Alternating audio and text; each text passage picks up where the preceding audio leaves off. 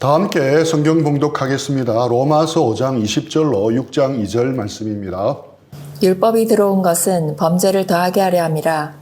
그러나 죄가 더한 곳에 은혜가 더욱 넘쳤나니 이는 죄가 사망 안에서 왕노릇한 것 같이 은혜도 또한 의로 말미암아 왕노릇하여 우리 주 예수 그리스도로 말미암아 영생에 이르게 하려 함이라. 그런즉 우리가 무슨 말을 하리요? 은혜를 더하게 하려고 죄에 거하겠느냐? 그럴 수 없느니라. 죄에 대하여 죽은 우리가 어찌 그 가운데 더 살리요? 아멘. 로마서 강의 20번째 시간입니다. 오늘은 무한이필이 되는 건가요? 라는 제목으로 말씀을 나누고자 합니다.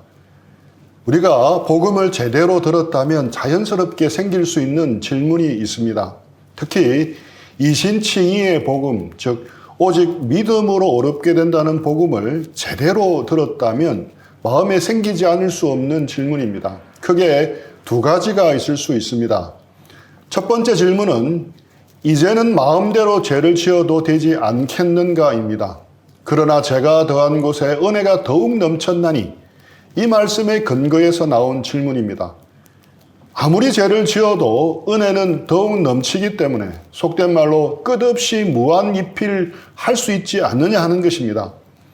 마시고 잔을 비우면 또다시 채워주는 무한이필처럼 우리가 계속 죄를 지어도 은혜를 계속 채워주지 않겠느냐 하는 질문입니다. 믿기만 해도 값없이 구원받는데 그렇다면 왜 굳이 율법대로 말씀대로 살아야 하느냐 하는 의문입니다. 율법 폐기론자들의 주장입니다. 율법은 이제 더 이상 의미가 없다는 주장입니다. 이 질문에 대한 답은 로마서 6장에서 상세히 다루어집니다. 복음을 들었을 때 떠오를 수 있는 두 번째 질문은 그러면 도대체 율법은 왜 존재하느냐입니다. 믿음으로 값없이 구원받는데 도대체 율법은 왜 존재하느냐 하는 질문입니다. 율법은 이제 더 이상 가치 없고 쓸모없는 것이 아닙니까? 하나님의 위대한 구원 계획 안에 율법이 차지하는 기능은 도대체 무엇입니까? 하는 질문입니다. 이 질문에 대한 답은 7장에서 상세하게 다루어집니다. 즉 5장에서 복음을 설명하다가 자연스럽게 생길 수 있는 질문을 다루기 위해 복음에 대한 설명을 잠시 멈추고 6장과 7장에서 그 질문에 대한 답을 먼저 다루고 있습니다. 그렇기 때문에 5장 다음에 자연스럽게 연결되는 것은 6장, 7장이 아니라 8장입니다. 8장은 그러므로 이제 그리스도 예수 안에 있는 자에게 결코 정죄함이 없나니로 시작합니다.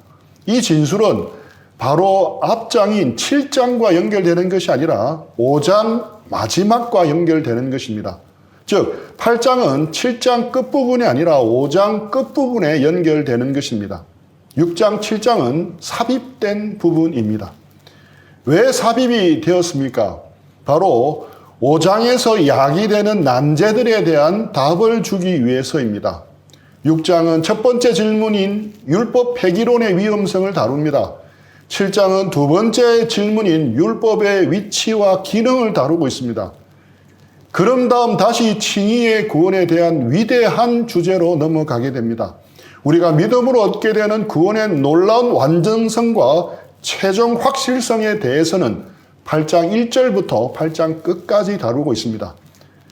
다시 정리하자면 오늘 본문 6장은 첫 번째 질문에 대한 답을 설명해 주는 부분입니다. 5장 20절, 6장 1절입니다. 율법이 들어온 것은 범죄를 더하게 하려 함이라. 그러나 죄가 더한 곳에 은혜가 더욱 넘쳤나니 그런즉 우리가 무슨 말을 하리요? 은혜를 더하게 하려고 죄에 거하겠느냐? 죄가 더한 곳에 은혜가 더욱 넘쳤나니. 죄가 더한 곳에는 은혜가 더욱 넘칩니다. 죄가 크면 클수록 은혜는 더욱 크기에 용서받지 못할 죄, 구원받지 못할 죄는 없습니다. 그런데 여기에 첫 번째 질문이 생깁니다. 그럼 이제 마음 놓고 마음대로 죄를 지어도 되는 것입니까? 은혜가 무한리필되기 때문에 죄를 아무리 지어도 우리가 받은 구원에는 아무런 상관이 없지 않는가 하는 생각입니다. 죄를 지어도 다시 은혜로 채워지고 또 죄를 지어도 은혜로 채워지기 때문입니다. 무한리필되는 음료처럼 말입니다. 정말 이제 마음 놓고 마음대로 죄를 지어도 되는 것입니까? 만약 여러분이 이 첫 번째 질문을 받는다면 어떻게 답을 설명해 주겠습니까? 예수님의 복음은 우리에게서 어떤 자격이나 어떤 조건을 결코 요구하지 않습니다. 그래서 우리가 받은 구원에 대해서 우리에게서 어떤 원인이나 어떤 타당한 이유를 찾을 수가 없습니다. 내가 성실해서 예수님 믿게 되었습니까? 내가 영적인 것에 관심이 많아서 예수님을 믿게 되었습니까? 나름 다른 사람들보다 정직해서 예수님을 믿게 되었다고 생각합니까? 만약 이런 생각을 가지고 있으면 큰 착각이고 오산입니다. 왜 그렇습니까? 만약 그게 사실이라면 우리보다 성실하고 영적인 관심도 많고 우리보다 정직한 사람은 모두 예수님을 믿어야 하지 않겠습니까? 하지만 우리보다 성실하고 정직하게 사는 사람들 가운데 아직 예수님을 믿지 않은 사람들이 많지 않습니까? 대표적으로 국민 MC 유재석이 생각이 납니다. 성실하고 정직한데 아직 예수님을 믿지 않고 있습니다. 아내 나경은 씨는 기독교인이지만 아직 유재석은 믿지 않는 것 같습니다. 또 생각나는 사람이 있다면 가까이는 저희 형님 부부도 생각이 나고 우리 어머니도 생각이 납니다.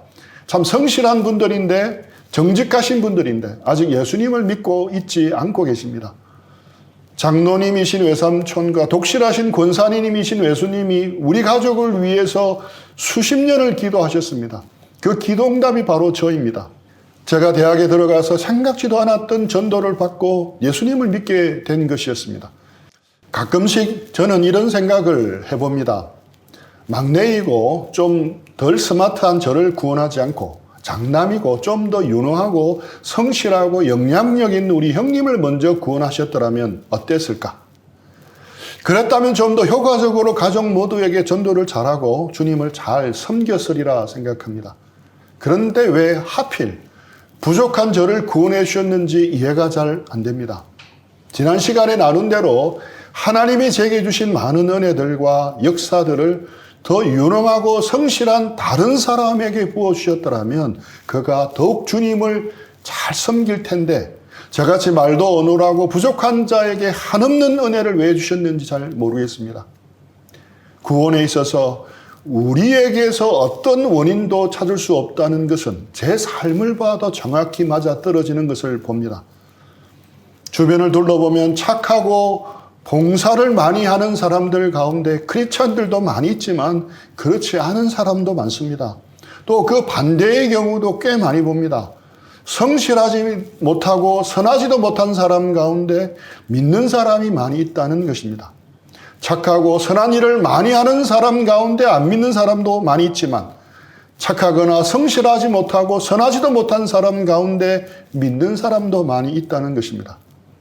이렇게 아무리 찾아봐도 아무리 생각해도 우리에게서 구원에 대한 원인을 찾을 수가 없습니다.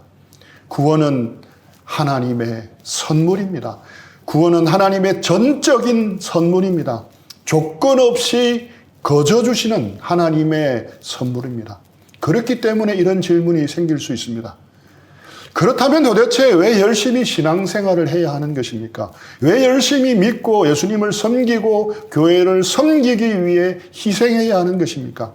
어차피 그 모든 것은 우리가 받은 구원에 하등 영향을 주지 않는데 말입니다. 열심히 신앙생활을 한 사람이나 겨울 주일 예배만 드린 사람이나 구원받는 문제에 있어서는 아무런 차이가 없습니다. 그런데 우리는 왜 도대체 무엇 때문에 수고하고 열심을 내면서 신앙생활을 해야 하겠습니까? 로마서 6장에서 다루는 질문은 바로 이런 의문과 똑같습니다. 마틴 로이드 존스 목사님은 설교자가 성경의 충실한 복음을 제대로 전했다면 반드시 이러한 오해를 불러일으키고 때로는 비난까지 받을 수 있다고 말합니다. 그것은 복음 설교에 대한 아주 훌륭한 시금석입니다. 만일 내가 전하는 구원의 복음에 대한 설교가 이런 오해를 당하지 않으면 그것은 복음이 아닙니다. 만약 여러분이 복음을 듣고 믿고 나서 이런 의문이 들지 않는다면 무언가 문제가 있다는 것입니다. 인과율에 근거한 구원을 믿고 있다고 할 수 있습니다. 인과율에 근거한 구원이 무엇입니까? 내 속에, 우리 속에 이미 구원받을 만한 원인이 있었기에 구원받았다라고 생각하고 있는 것입니다. 하지만 성경이 이야기하는 구원은 인과율의 법칙이 결코 아닙니다. 우리가 구원받은 것에 있어서 우리에게서 어떤 원인이나 이유가 있어 구원받는 결과가 나온 것이 아니라는 것입니다. 이것은 심지어 내가 믿기로 결심한 것도 엄밀하게 따지면 내가 구원받은 원인이 아니라는 말씀입니다. 이 말이 무슨 뜻입니까? 우리는 분명 결심하고 죄에서 돌아서고 회개하고 예수님을 믿었기 때문에 구원을 받았습니다. 맞습니까? 그런데 이 말은 반은 맞고 반은 틀린 말입니다. 엄밀히 따지면 그것 때문에 우리가 구원받은 것이 아닙니다. 우리가 구원을 얻었기 때문에 나타난 결과라고도 할 수 있습니다. 이런 마음을 먹고 결심하게 한 것 역시 하나님이 역사하셨기 때문이라는 것입니다.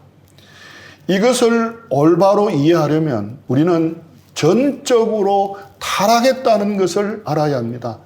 우리는 전적으로 타락했습니다. 우리 인간은 전적으로 부패해서 구원을 얻는데 완전히 무기력하고 무력했습니다. 마치 물에 빠진 사람이 자기 손으로 자기 머리카락을 위로 끌어올려 물에서 나올 수 없는 것과 마찬가지였습니다. 우리는 우리 스스로의 힘으로는 구원받을 수 없는 존재입니다. 요한복음 6장 44절입니다. 나를 보내신 아버지께서 이끌지 아니하시면 아무도 내게 올 수 없으니 오는 그를 내가 마지막 날에 다시 살리리라. 하나님께서 이끌지 아니하시면 아무도 내게 올 수 없다고 말씀합니다.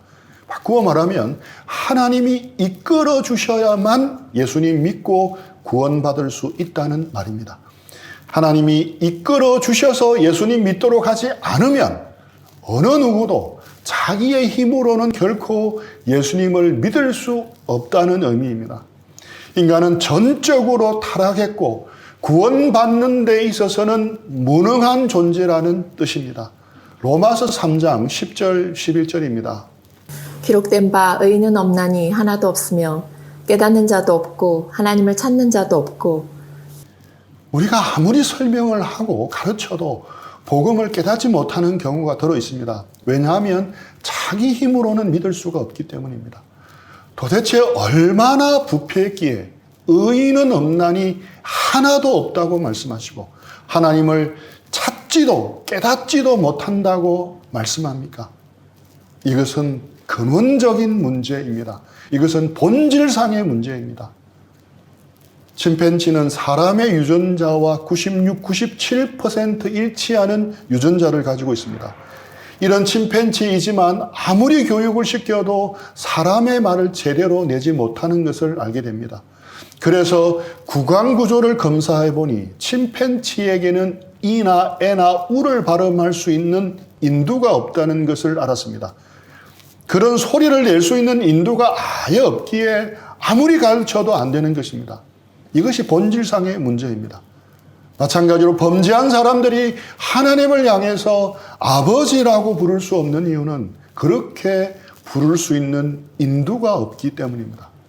또 예수님을 향해서 주님하고 고백할 수 없는 이유는 이렇게 고백할 수 있는 인두가 없기 때문입니다. 이것을 일컬어 전적 타락, 전적 무능이라고 합니다. 혹시 내가 마음만 먹으면 언제든지 믿을 수 있지라고 생각하시는 분이 있다면 큰 오산입니다. 그것은 절대 불가능한 일입니다. 우리의 관점에서는 우리가 결심하고 회개하고 예수님을 영접하는 것은 매우 중요합니다. 하지만 하나님의 관점에서 볼 때 하나님이 개입하셨기에 생긴 것이며 구원받았기 때문에 그렇게 할 수 있다는 것입니다. 로마서 5장 8절입니다. 우리가 아직 죄인 되었을 때에 그리스도께서 우리를 위하여 죽으심으로 하나님께서 우리에 대한 자기의 사랑을 확증하셨느니라.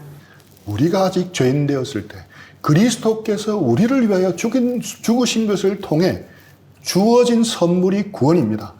우리가 아직 죄인 되었을 때라는 말에는 우리가 아직 구원의 필요성을 알지도 못했다는 것을 포함합니다. 우리는 구원시켜달라고 요청하지도 않았고 우리가 어떤 준비도 노력도 하지 않았습니다. 그럼에도 불구하고 그때 이미 우리를 위해 예수님께서 죽으신 것입니다. 우리의 죗값을 치르시고 우리를 죄에서부터 건져내신 것입니다. 우리가 믿기 전에, 우리가 회개하기 전에, 심지어 이 복음을 깨닫기도 전에 말입니다. 이것이 복음입니다. 우리가 구원받은 것을 생각할 때 우리에게서 어떤 원인이나 이유도 찾을 수 없는 것입니다. 우리에게 일어난 구원의 결과는 오직 하나님에게서만 그 원인을 찾을 수 있습니다. 요한복음 3장 16절입니다. 하나님이 세상을 이처럼 사랑하사 독생자를 주셨으니 이는 그를 믿는 자마다 멸망하지 않고 영생을 얻게 하려 하심이라. 그 원인은 바로 하나님이 세상을 이처럼 사랑하사 독생자를 주셨으니입니다. 제1원인은 바로 하나님의 사랑입니다. 하나님이 우리를 불쌍히 여기시고 하나님이 우리를 사랑했기 때문에 독생자를 주신 것입니다. 제1원인은 하나님의 사랑에 있습니다. 그 원인이 만들어낸 결과가 바로 우리가 받은 구원입니다. 우리 주변에 믿지 않는 사람들을 돌아보십시오. 그들에게 복음을 전하고 천국과 지옥에 관한 이야기를 하면 그들이 웃으면서 이렇게 이야기를 합니다. 그래도 괜찮아. 나 이렇게 살다 지옥 갈 거야. 결코 괜찮은 일이 아닌데 그들은 지옥이 무엇인지를 모릅니다. 조금 떳떳한 방에 가서 앉아있는 것인 줄로 압니다. 이것이 얼마나 무서운 것인 줄을 모릅니다. 어떤 사람은 농담으로 받고 농담으로 대답을 합니다. 지금 지옥이 10,000원이라 비좁아서 아마 지옥에 못 들어가고 천국에 갈 수도 있지 않을까? 너나 천국에 가. 나는 천국에 안 가도 좋아. 대신 여기서 잘 살면 좋겠어. 하나님으로부터 외면당하는 것이 얼마나 무서운 일인지 사람들은 모릅니다. 하나님과 영원히 분리되어 지옥에 가는 것이 얼마나 두려운 일인지를 모릅니다. 그렇기 때문에 감히 이런 말을 하는 것입니다. 그들은 영적인 세계에 대한 인식이 전혀 없습니다. 그런데 우리에게는 그것이 있었습니다. 그것이 깨달아졌던 것입니다. 그렇기 때문에 우리는 회개를 하였고 예수님을 나의 구주로 마음속에 영접하고 붙잡게 된 것입니다. 내가 구원받은 원인으로 알았던 이 모든 것이 사실 원인이 아니라 결과였던 것입니다. 다시 처음에 던진 질문으로 돌아가겠습니다. 은혜가 무한리필되기 때문에 이제 마음대로 죄를 지어도 되겠습니까? 이 질문에 대해 2절에서 답을 합니다. 그럴 수 없느니라. 죄에 대하여 죽은 우리가 어찌 그 가운데 더 살리요. 여기에 대한 답은 분명합니다. 그럴 수 없느니라 라는 것입니다. 죄에 대하여 우리가 죽은 자이기 때문에 죄에 더 이상 거할 수 없다는 것입니다. 그런데 우리는 지금 어디에만 초점을 맞추고 있습니까? 그저 받았다는 데에만 초점이 가 있습니다. 무한 리필에만 초점이 가 있습니다. 우리가 카페에 갈 때는 다른 목적이 있습니다. 지인과 담소를 나누기 위해서 갑니다. 혹은 조용히 책을 보기 위해서 갑니다. 혹은 요즘 같은 날은 추위를 피해서 잠시 쉬러 갑니다. 다 이유와 목적이 있어서 갑니다. 그런데 그 카페에 들어서 보니 오늘은 커피 무한 리필이라는 이벤트 알림을 봅니다. 그리고 화들짝 놀랍니다. 한 잔값만 지불하면 2잔부터는 공짜라는 것에 모든 생각이 꽂혀버렸습니다. 무한 리필되는 것에만 꽂혀버린 것입니다. 커피를 마시고 또 받아오고 또 커피를 마시고 또 다시 받아오고 오로지 그것만 하는 것입니다. 원래 카페 왔던 목적은 다 잃어버리고 오로지 무한 리필 이벤트에만 모든 정신이 팔려버린 것입니다. 커피가 무슨 보약이라고 되면 그렇게 하겠지만 그건 아니지 않겠습니까?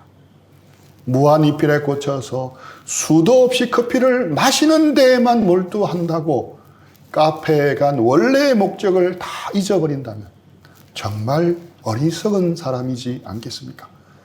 로마서 5장을 읽으면서 던진 그 첫 번째 질문 역시 조금만 생각해보면 이 어리석은 사람이 하는 것과 똑같은 질문입니다.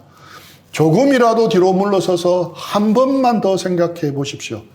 우리를 어디서 건져 주셨습니까? 죄와 사망의 권세 아래서 받아야 할 멸망과 형벌에서 건져 주셨습니다. 우리를 왜 건져 주셨습니까? 다시는 죄의 종로로 타지 말라고 건져 주셨습니다. 이제는 의와 거룩의 열매를 맺으라고 영원한 생명을 누리라고 건져 주신 것입니다. 그럼에도 불구하고 우리는 값없이 은혜로 구원받았다는 것에만 꽂혀서 그것밖에 보이지 않습니다. 거기에만 초점을 맞추다 보니 또 죄를 짓더라도 또 꺼내주겠지라는 생각만 하고 있는 것입니다. 뒤만 바라보고 앞을 보지 못하는 것입니다. 구원에는 방향성이 있다는 것을 잊어버린 것입니다. 출애굽한 것 자체가 목표가 아니었습니다. 출애굽에서 가나안에 들어가서 하나님 나라 백성답게 사는 것이 목표였습니다. 그런데 오로지 출애굽한 것에만 집중한 것입니다. 뒤만 바라보고 있는 것입니다. 우리 그리스도인들이 흔히 가지는 구원에 대한 오해도 동일합니다. 구원에 대해서 멸망받지 않는 것, 형벌받지 않는 것과 같은 소극적인 차원 밖에는 생각을 못하는 것입니다. 구원이란 의를 향하여 거룩한 삶을 향하여 영광된 삶을 사는 것을 향해 나아가는 것입니다. 그런데 뒤만 바라보는 것입니다. 이제 앞을 바라보아야 하는데도 말입니다. 죄의 형벌을 받지 않는 정도에 머무르는 것이 아니라 이제 의와 거룩함으로 진리 안에서 영혼을 살아가는 복된 삶으로 나가야 하는데도 그것을 바라보지 못하고 있는 것입니다. 어떤 후덕한 부자가 길을 가는데 거지가 병이 들어서 길거리에 누워서 덜덜 떨고 있는 것을 봅니다. 너무 불쌍하고 처근해서 그 거지를 업고 자기 집으로 데려옵니다. 더러운 옷을 다 벗기고 따뜻한 물에 몸을 깨끗하게 다 씻겨주고 병도 치료받도록 도와줍니다. 그리고 건강이 회복되자 좋은 옷을 입혀서 자기가 사는 좋은 집에 함께 살게 했습니다. 그런데 이 거지가 생각을 합니다. 내가 길바닥에 누워서 덜덜 떨고 있는데 공짜로 나에게 새 옷을 주었네. 내가 이 옷을 다 찢고 또 가서 누워 있어도 또 깨끗하게 해주겠지라고 생각을 합니다. 물론 후덕한 부자이기에 또다시 깨끗하게 해주실 것입니다. 그래서 새 옷을 입었다가 바로 찢어버립니다. 또다시 새 옷을 입혀주니까 잠시 후에 또 찢어버립니다. 예를 들자면 이런 식이라는 것입니다. 새 옷을 입은 이후에 누려야 할 무엇이 없는 것입니다. 이제 거지의 옷을 벗고 깨끗하게 몸을 씻고 새 옷 입어 새 사람이 되었습니다. 그러면 이제는 다시 더럽고 추한 거지처럼 살지 말아야 합니다. 좋은 친구도 사귀고 공부도 하고 결혼도 하고 직장도 잡아서 이제는 거지 인생을 청산하고 올바른 인생을 살아야 하는 것입니다. 그런데 앞에 일은 없고 뒤에 일만 생각합니다. 꺼내서 또 목욕하고 새 옷 입혀놓으니 또다시 찢어버리고 다시 거리에서 거지처럼 뒤집었습니다. 다시 꺼내서 목욕시키고 새 옷 입혀놓으니 다시 찢어버리고 다시 거리로 나가 거지처럼 삽니다. 밤낮 그렇게 반복하고 되풀이한다면 얼마나 어리석은 짓입니까? 얼마나 미친 짓입니까? 그런데 오늘날 복음을 믿는다는 크리스찬들이 이런 유치한 의식 수준을 가지고 있는 경우가 종종 있습니다. 우리의 이야기일 수도 있습니다. 뒤만 보느라 앞을 보지 못합니다. 구원은 시작되었는데 출애굽을 했는데 여전히 뒤를 바라보며 애굽으로 돌아갈 생각만 하는 것입니다. 이제 구원받아서 새롭게 펼쳐진 영광스러운 부르심을 향해 나아가는 것이 없는 것입니다. 로마서 6장은 바로 그 이야기를 합니다. 21절, 22절입니다. 너희가 그때에 무슨 열매를 얻었느냐? 이제는 너희가 그 일을 부끄러워하나니 이는 그 마지막이 사망임이라. 그러나 이제는 너희가 죄로부터 해방되고 하나님께 종이 되어 거룩함에 이르는 열매를 맺었으니 그 마지막은 영생이라. 이것이 구원입니다. 우리가 노력한 것이 없이 공짜로 거저 얻은 소중한 구원입니다. 이 얻은 것이 얼마나 소중한 것인지 깨닫고 새 삶을 살 생각을 해야 한다는 것입니다. 무한 리필되는 것, 공짜로 받는 것에만 집착하고 있는 것처럼 어리석은 것은 없다는 것입니다. 그리스도인이란 죄와 사망의 종로로 타는 데서 벗어나서 이제 의와 거룩과 영광과 생명과 진리의 자리에 들어온 자입니다. 앞으로 펼쳐진 새로운 미래를 향해 나아가야 하는 것입니다. 우리 모두 로마서에서 말씀하시는 복음의 참 의미를 온전히 깨닫게 되기를 축복합니다. 주 안에서 누려야 할 새 삶을 마음껏 누리는 큰 복이 우리 모두에게 임하기를 축복합니다.